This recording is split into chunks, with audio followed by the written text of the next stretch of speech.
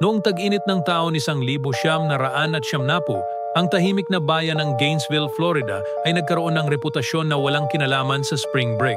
Isang mamamatay tao na tinaguriang The Gainesville Ripper ang nagsimula ng kanyang madilim na gawain. 5 estudyante, 5 araw. Ang takot na bumalot sa Gainesville ay ramdam na ramdam. Ang mga detalye ng mga krimen ay kakilakilabot at nag-iwan ng pagkabigla sa komunidad.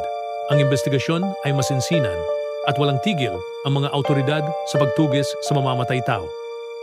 Ang kaso ay humantong sa pagkakakulong ni Danny Rolling na nahatulan sa mga pagpatay. Ang mga pangyayari sa Gainesville ay nagkaroon ng pangmatagalang epekto hindi lamang sa komunidad kundi pati na rin sa kung paano natin nilalapitan ang kaligtasan at seguridad. Para sa mas malalim na pagsisid sa mga nakakabagabag na totoong kwento, mag-subscribe sa channel. Pag-iwan ng komento sa ibaba kung ano ang iyong opinyon tungkol sa kasong ito.